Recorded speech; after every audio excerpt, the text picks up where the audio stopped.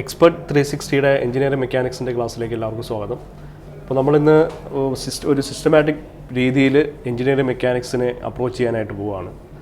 അപ്പോൾ ഓൾറെഡി നിങ്ങൾ സാമ്പിൾ ക്ലാസ്സസും വീഡിയോസൊക്കെ കണ്ടിട്ടുണ്ടാവും. അപ്പോൾ അതിൽ നമ്മൾ ഡിസ്കസ് ചെയ്തതെന്ന് പറഞ്ഞാൽ എങ്ങനെയാണ് നമ്മളൊരു ഫോഴ്സ് സിസ്റ്റത്തിൻ്റെ അല്ലെങ്കിൽ റെസൊല്യൂഷൻ ഓഫ് ഫോഴ്സസ് ആണ് നമ്മളവിടെ ഡിസ്കസ് ചെയ്തിട്ടുണ്ടായിരുന്നത്.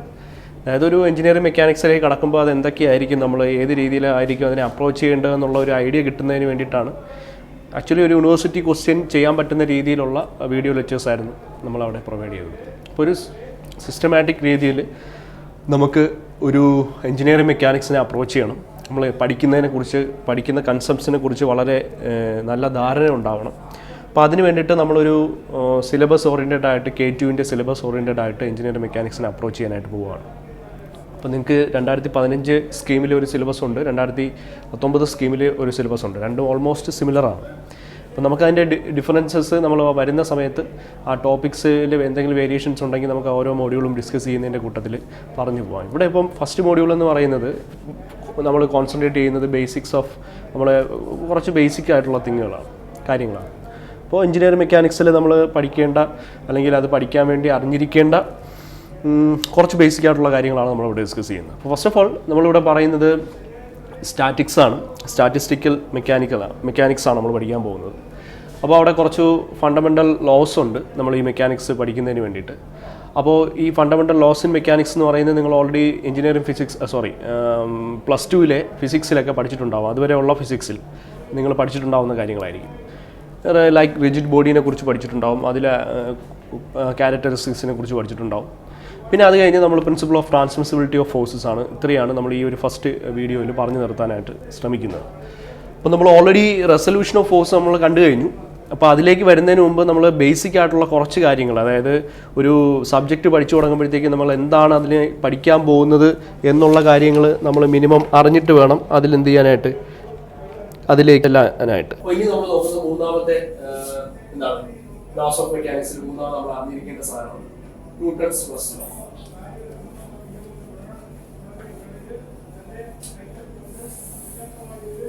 ലോ ഓഫ് മോഷൻ നിങ്ങൾക്ക് ഓൾറെഡി എല്ലാവർക്കും അറിയാവുന്ന സാധനം. ന്യൂട്ടൺസ് ഫസ്റ്റ് ലോ എന്ന് പറയുന്നത് നമ്മൾ അറിയാലോ, അതായത് ഇപ്പോൾ ഒരു ബോഡി ഉണ്ട്, ആ ബോഡി ചിലപ്പോൾ റെസ്റ്റിലായിരിക്കും, അതെങ്ങനെ ഒരു പർട്ടിക്കുലർ വെലോസിറ്റിയിൽ മൂവ് ചെയ്യുന്ന ഒരു ബോഡി ആയിരിക്കും. ഓക്കെ, ഈ ബോഡി റെസ്റ്റിൽ തന്നെ ഇരിക്കും unless it is acted upon by an external unbalanced force. ഈ അൺബാലൻസ്ഡ് ഫോഴ്സ് എന്ന് പറഞ്ഞാൽ നമ്മൾ പ്രത്യേകം പറഞ്ഞാൽ നമുക്ക് ഒരു ബോഡി ഉണ്ട്, ഈ ബോഡിയിൽ ഇങ്ങോട്ടേക്ക് ഒരു 5 ന്യൂട്ടൺ ആക്ട് ചെയ്യും, ഓപ്പോസിറ്റ് ഡയറക്ഷനിൽ 5 ന്യൂട്ടൺ ആക്ട് ചെയ്യും എന്ന് പറഞ്ഞാൽ റൈറ്റ് സൈഡിലേക്ക് പ്ലസ് ഇങ്ങോട്ടേക്ക് നെഗറ്റീവ് കൊടുത്ത നെറ്റ് എഫക്ട് അല്ലെങ്കിൽ net force acting on this body FC is equal to +5 -5 എന്ന് പറയുന്നത് ഈക്വൽ ടു റിസൾട്ട് എന്ന് പറയുന്നത് 0 ന്യൂട്ടൺ. അപ്പൊ നമുക്ക് ഇത് ബാലൻസ്ഡ് ഫോഴ്സ് സിസ്റ്റം ആണ്. അപ്പൊ നമുക്ക് ഒരു F എന്ന് പറയുന്ന ഒരു ഫോഴ്സ്, ആ ഫോഴ്സ് ആക്ട് ചെയ്താൽ മാത്രം പോരാ, അതിന് പ്രത്യേകം എന്ന് പറഞ്ഞാൽ അതൊരു എക്സ്റ്റേണൽ അൺബാലൻസ്ഡ് ഫോഴ്സ് ആയിരിക്കും. ഓക്കെ, ഇത് വളരെ ഇമ്പോർട്ടന്റ് ആണ്. അപ്പൊ നമ്മളൊരു എക്സ്റ്റേണൽ അൺബാലൻസ്ഡ് ഫോഴ്സ് ഒരു ബോഡിയിൽ ആക്ട് ചെയ്യാത്തിടത്തോളം കാലം ആ ബോഡി ഒന്നുകിൽ റെസ്റ്റിലായിരിക്കും. Body is in rest, then എന്താണ് അതിന്റെ മീനിങ് എന്ന് പറഞ്ഞാൽ അതിനൊരു എക്സ്റ്റേണൽ അൺബാലൻസ്ഡ് ഫോഴ്സ് ഇല്ലാന്നുള്ളതാണ്. രണ്ടാമതെന്ന് പറയുന്നത് അല്ലെങ്കിൽ ഒരു യൂണിഫോം മോഷൻ ആണ്. ഏതിപ്പോ ഇതിന്റെ വെലോസിറ്റി എന്ന് പറഞ്ഞാൽ 5 മീറ്റർ പെർ സെക്കൻഡ് ആണെന്ന് വെച്ചാൽ, അപ്പൊ ഇതിനൊരു എക്സ്റ്റേണൽ അൺബാലൻസ്ഡ് ഫോഴ്സ് ആക്ട് ചെയ്യാത്തിടത്തോളം കാലം അത് എഗെയിൻസ്റ്റ് ആവാം അല്ലെങ്കിൽ ഓപ്പോസിറ്റ് ആവാം, എല്ലാം. അപ്പൊ F എന്ന് പറയുന്ന ഒരു എക്സ്റ്റേണൽ അൺബാലൻസ്ഡ് ഫോഴ്സ് ആക്ട് ചെയ്യാത്തിടത്തോളം കാലം ഇതിന്റെ ബോഡിയുടെ വെലോസിറ്റി എന്ന് പറയുന്നത് 5 മീറ്റർ പെർ സെക്കൻഡ്. അപ്പൊ സെയിം വെലോസിറ്റിയിൽ ആ ബോഡി നിന്ന് കഴിഞ്ഞാൽ നമുക്ക് ആ ബോഡി നമുക്ക് എന്തെന്ന് പറയാൻ പറ്റും, ആ ബോഡി യൂണിഫോം വെലോസിറ്റിയിലാണ് പറയാം. എളുപ്പം പോകുന്നത് നിങ്ങൾ ഓൾറെഡി പഠിച്ചിട്ടുള്ള സാധനമാണ്, അതിന് നമ്മൾ കൂടുതൽ സ്റ്റിക്ക് ഓൺ ചെയ്തിട്ട് കാര്യമില്ല. അപ്പൊ നമുക്ക് ന്യൂട്ടൺസ് ഫസ്റ്റ് ലോ പറയുമ്പോഴത്തേക്ക് ശ്രദ്ധിക്കേണ്ട ഒരു കാര്യം എന്ന് പറയുന്നത് A body continue in state of rest or uniform motion unless an external unbalanced force is act upon, അല്ലെങ്കിൽ നമുക്ക് ഒരു എക്സ്റ്റേണൽ അൺബാലൻസ്ഡ് ഫോഴ്സ് അതിനെ ആക്ട് ചെയ്യാത്തത്തോളം കാലം ആ ബോഡിയുടെ വെലോസിറ്റി എന്ന് പറയുന്നത് 0 ആയിരിക്കും, അല്ലെങ്കിൽ വെലോസിറ്റി എന്ന് പറയുന്നത് യൂണിഫോം ആണ്. സിംപ്ലി പറഞ്ഞാൽ അല്ലെങ്കിൽ ആ ബോഡിയുടെ സ്റ്റേറ്റ് ചേഞ്ച് ചെയ്യാം. സിംപ്ലി നമുക്ക് പറഞ്ഞാൽ പറയാൻ പറ്റും, not to change the state of a body. അത് റെസ്റ്റിലായിരിക്കാം അല്ലെങ്കിൽ യൂണിഫോം മോഷനിലായിരിക്കും. ആ സ്റ്റേറ്റ് മാറ്റാൻ ബോഡി റെസ്റ്റിൽ ഇരിക്കുന്നതിനെ വെലോസിറ്റിയിലേക്ക് കൊണ്ടുവരാം. അതേപോലെ നമ്മൾ മൂവ് ചെയ്തുകൊണ്ടിരിക്കുന്നതിനെ റെസ്റ്റിലേക്ക് കൊണ്ടുവരാനും അല്ലെങ്കിൽ മൂവ് ചെയ്യുന്നതിനെ വെലോസിറ്റി കൊണ്ടുവരാനും. അപ്പം the state of rest or uniform motion can only be changed by an external unbalanced force. ഇത് വളരെ ഇമ്പോർട്ടന്റ് ആണ്. എക്സ്റ്റേണൽ ഫോഴ്സ് മാത്രം പറഞ്ഞു നിർത്തരുത്. എക്സ്റ്റേണൽ ഫോഴ്സ് ആക്ട് ചെയ്യുന്നത് മാത്രമേ കാര്യമില്ല. ഇവിടെ എക്സ്റ്റേണൽ ഫോഴ്സ് ആക്ട് ചെയ്യുന്നുണ്ട്, പക്ഷേ ദീസ് ഫോഴ്സസ് ആർ ബാലൻസ്ഡ്. ഇവിടെ രണ്ട് ഫോഴ്സേ ഉള്ളൂ. നമ്മൾ ബാലൻസിങ് കണ്ടീഷൻ, ഇക്വിലിബ്രിയം കണ്ടീഷൻ നമ്മൾ പിന്നീട് പഠിക്കും. അപ്പൊ ടു ഫോഴ്സ് ആണ്. ഇവിടെ ടു ഫോഴ്സസ് നെറ്റ് ഫോഴ്സ് എന്ന് പറഞ്ഞാൽ 0 ആയിരിക്കും. അപ്പൊ ഇവിടെ നമുക്ക് ഫോഴ്സ് ആക്ട് ചെയ്ത് കഴിഞ്ഞാൽ അത് എന്താണ് state of rest or uniform motion എന്ന് പറയാൻ പറ്റില്ല. എക്സ്ട്രാ അൺബാലൻസ്ഡ് ഫോഴ്സ് ആയിരിക്കും. Okay, that's important. ഡെഫിനിഷൻ എഴുതി സമയം കളയുന്നില്ല, കാര്യമില്ല. കാര്യം എന്ന് പറയുന്നത് നിങ്ങൾ അറിഞ്ഞിരുന്നാൽ മാത്രം. ഇതിന്റെ എന്താണ് ഇതിന്റെ കൺസെപ്റ്റ്. ഇനി നാലാമത് നമ്മൾ അത് പറയുന്നത് ഫസ്റ്റ് നമ്മൾ എന്ത് പറഞ്ഞു, പാരലോഗ്രാം ഓഫ് ഫോഴ്സസ് പറഞ്ഞു. രണ്ടാമത് നമ്മൾ പറഞ്ഞു principle of transmissibility of force പറഞ്ഞു. പിന്നെ Newton's law of first law എന്ന് പറയുന്നു. ഇനി നമുക്ക് എന്താ പറയുന്നത്, Newton's second law. Newton's second law of motion. Newton second law പറയുന്നത് ഈ ഒരു ഫോഴ്സിന്റെ മാഗ്നിറ്റ്യൂഡ് ഡിഫൈൻ ചെയ്യാണ്. അതിന്റെ അവസാനമായിട്ടാണ് നമ്മൾ ഇനേർഷ്യ എന്ന് പറയുന്ന ഒരു കൺസെപ്റ്റ് നമ്മൾ എന്ത് ചെയ്യുന്നത്, ഡിറൈവ് ചെയ്യുന്നത്. ഇപ്പൊ സപ്പോസ് നമുക്ക് ഒരു ബോഡി ഉണ്ട്. ആ ബോഡി എന്ന് പറയുന്നത് ഇപ്പൊ റെസ്റ്റിലായിരുന്നു.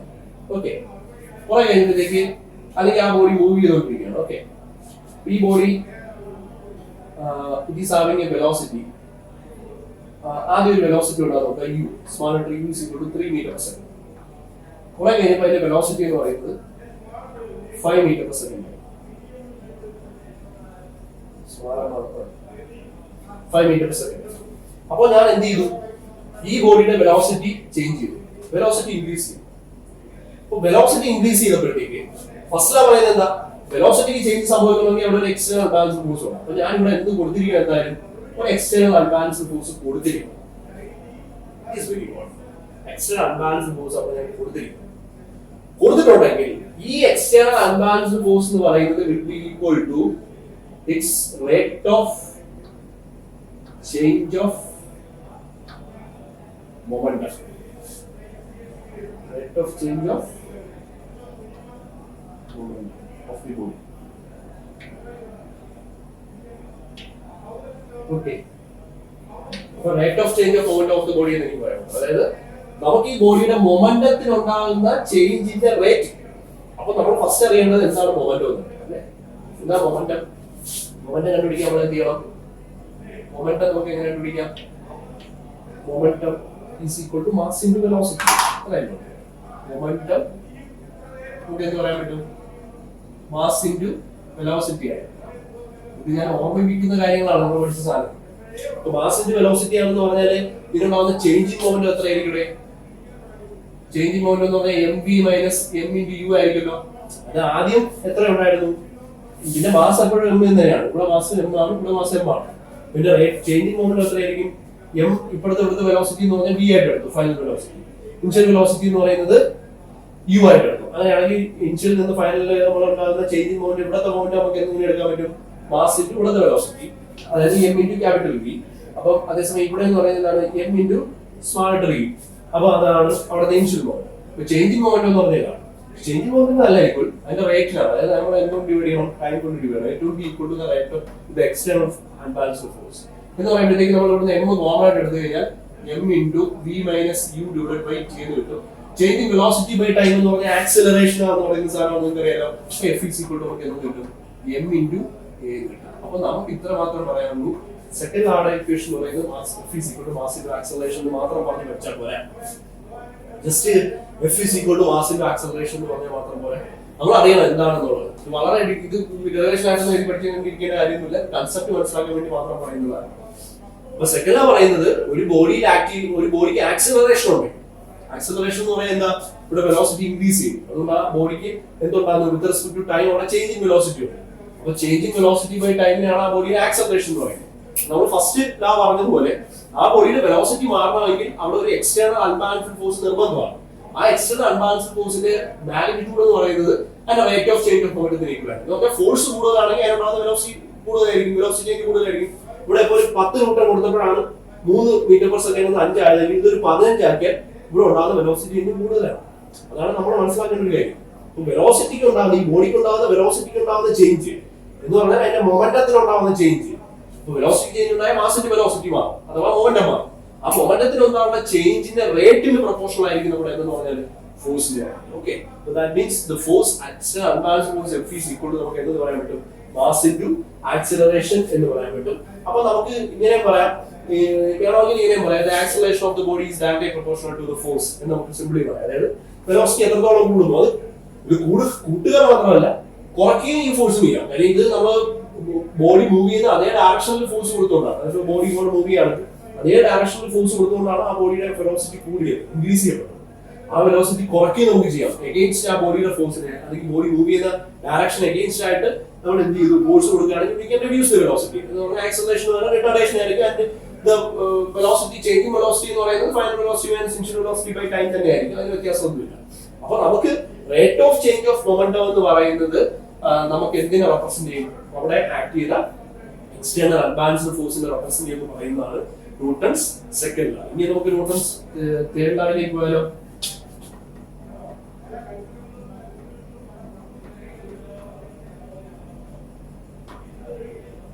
Newton's third law of motion. എന്താ ന്യൂട്ടൺസ് തേർഡ് ലോ പറയുന്നത്? ന്യൂട്ടൺസ് തേർഡ് ലോ പറയുന്നത് നമ്മുടെ സെക്കൻഡ് ലോ ഏറ്റവും എളുപ്പമാണ് പറയും അല്ലേ. ഒരു ബോഡിക്ക് ഒരു ഫോഴ്സ്, ഇപ്പൊ ഒരു ബോഡി ഉണ്ട്, ആ ബോഡി ഇവിടെ റെസ്റ്റ് ആണ്. ഈ ബോഡിക്ക് ഒരു വെയിറ്റ് ഉണ്ടാവില്ല, വെയിറ്റ് എപ്പോഴും ആക്ട് ചെയ്യുന്ന ഡൗൺവാർഡ് ആണ്, വെർട്ടിക്കലി ഡൗൺവാർഡ്. അപ്പൊ ദാറ്റ് മീൻസ് നമ്മൾ ഈ ഒരു ബോഡിയുടെ ഈ ഒരു പോയിന്റിൽ എക്വിലിബ്രിയം എടുത്തു കഴിഞ്ഞാൽ വെയിറ്റ് നമുക്ക് ട്രാൻസ്മിസിബിലിറ്റി ഓഫ് ഫോഴ്സ് വെച്ച് നമുക്ക് ഈ ഒരു പോയിന്റിലാണ് ആക്ട് ചെയ്യുന്നത് പറയാം. വെയിറ്റ് ആക്ട് ചെയ്യുകയാണെങ്കിൽ ഇതൊരു സർഫസ് ഓഫ് കോൺടാക്ട് ആണ് ബിറ്റ്വീൻ ടു ബോഡീസ്, അല്ലെങ്കിൽ രണ്ട് സർഫസസ്. ഈ ഒരു ബോഡിയുടെ നമ്മുടെ എന്താണ് അത് റെസ്റ്റ് ചെയ്യുന്ന ഗ്രൗണ്ടിന്റെയും സർഫസ് ഓഫ് കോൺടാക്ട് ആണ്. നമുക്ക് എന്ത് പറയാൻ പറ്റും, this is actually the surface of contact. ഈ സർഫസ് ഓഫ് കോൺടാക്റ്റിൽ we are having a particular force acting upon this point. അപ്പൊ നമ്മൾ ഈ സർഫസിന്റെ ഇക്വിലിബ്രിയം എടുക്കുക, സർഫസിന്റെ ഇക്വിലിബ്രിയം എടുക്കുന്നത് ഇതാണ് എ എന്ന് പറയുന്നത്. അപ്പൊ എ എന്ന് പറയുന്ന പോയിന്റ് താഴേക്ക് എന്തുണ്ട്, ഡബ്ല്യു എന്ന് പറയുന്ന ഫോഴ്സ് ആക്ട് ചെയ്യുന്നുണ്ടല്ലോ. അങ്ങനെയാണെങ്കിൽ ഈ സർഫസ് ഓഫ് കോൺടാക്റ്റിൽ ഈ ഒരു പോയിന്റിൽ ഇതിന് എഗെയിൻസ്റ്റ് ആയിട്ട് ഒരു റിയാക്ഷൻ ഉണ്ടാവും. That will be equal and opposite to W. W equal ആയിരിക്കും, പക്ഷെ ഓപ്പോസിറ്റ് ആയിരിക്കും. ഡയറക്ഷൻ മുകളിലോട്ട് വന്നു, പക്ഷെ ഇതിന്റെ അതേ ഡയറക്ഷൻ ഓപ്പോസിറ്റ് ആയിട്ട് വന്നു. ഓക്കെ, വെർട്ടിക്കലി ഡൗൺവാർഡ് ആയതുകൊണ്ട് എന്താണ് ആക്ട് ചെയ്യുന്നത്, അപ്പൊ ആർ ആക്ട് ചെയ്ത് എന്തായിരുന്നു, അപ്വാർഡ്സ് ആണ്. അതിന്റെ കാര്യം എന്താ, ഡബ്ല്യു ആക്ട് ചെയ്ത് എന്തായിരുന്നു, ഡൗൺവാർഡ്സ് ആയിരുന്നു. ഡബ്ല്യു ഡൗൺവാർഡ് ആക്ട് ചെയ്തപ്പോ നമ്മുടെ എന്താണ് റിയാക്ഷൻ എന്ന് പറയുന്നത് വെർട്ടിക്കലി അപ്വാർഡ് ആക്ട് ചെയ്യും. അപ്പോൾ നമുക്ക് പറയുന്നത് for every action there will be equal and opposite reaction നമ്മൾ മുന്നിൽ പറയും ന്യൂട്ടൺസ് തേർഡ് ലോ ആണ്. അതായത് സിംപ്ലി പറഞ്ഞാൽ എങ്ങനെയാണ്, ഒരു സർഫസ് കോൺടാക്ട് ഉണ്ടെങ്കിൽ ആ പോയിന്റിൽ ഒരു ഫോഴ്സ് അങ്ങോട്ട് ഉണ്ടെങ്കിൽ particular force is acting along a point, അല്ലെങ്കിൽ acting at a point on a surface, then there will be an equal and opposite reaction. അവിടെ ഒരു equal and opposite reaction ഉണ്ടാവും. അത് ഈ ആക്ട് ചെയ്യുന്ന ഫോഴ്സിന് ഈക്വലും ഓപ്പോസിറ്റും ആയിരിക്കും. അതാണ് ന്യൂട്ടൺസ് തേർഡ് ലോ. അപ്പൊ ഞാൻ ഇതിന്റെ ഡെഫിനിഷൻ പഠിക്കാൻ വേണ്ടി അല്ല ഞാൻ ഈ സാധനങ്ങൾ എക്സ്പ്ലെയിൻ ചെയ്തത്, ഇത് എന്താണെന്ന് മനസ്സിലാക്കുന്നത്. ഡെഫിനിഷൻ ന്യൂട്ടൺ ഫസ്റ്റ് ലോ ആണെന്നോ സെക്കൻഡ് ലോ ആണെന്നോ മെക്കാനിക്സ് തീർച്ചയായിട്ടും ഇത് അറിയണം. പറഞ്ഞാലേ നമുക്ക് എന്ത് ചെയ്യാൻ പറ്റും, മെക്കാനിക്സ് പഠിക്കുന്ന കൺസെപ്റ്റുകളൊക്കെ മനസ്സിലാക്കാൻ പറ്റും. അതിന് വേണ്ടിയുള്ള ക്ലാസ്സാണ്. നമുക്ക് ഒരു ലാംഗ്വേജ് വെച്ചിട്ട് നമുക്ക് എന്ത് ചെയ്യാം, അതായത് നമ്മുടെ ന്യൂട്ടൺസ് ലോ ഓഫ് ഗ്രാവിറ്റേഷൻ പറഞ്ഞു. നമ്മുടെ സിക്സ്ത് ലോ എന്ന് പറയുന്നത് ന്യൂട്ടൺസ് ലോ ഓഫ് ഗ്രാവിറ്റേഷൻ ആണ്. അപ്പോൾ ന്യൂട്ടൺസ് ലോ ഓഫ് ഗ്രാവിറ്റേഷൻ എന്ന് പറയുന്നത് നമ്മൾ പറയുമ്പോഴത്തേക്ക് രണ്ട് ബോഡീസ്, എല്ലാ ബോഡീസും എന്ന് പറയുന്നത് they are attracted to each other. ഇവിടെ രണ്ട് ബോഡീസ് ഉണ്ട് which are having masses m1 and m2, and the center to center distance between these two masses are, let it be r1. Then the force of attraction happening in between these two bodies will be equal to, if otherwise it is proportional to the product of their masses, that is m1 and m2, that is m1 multiplied with m2 divided by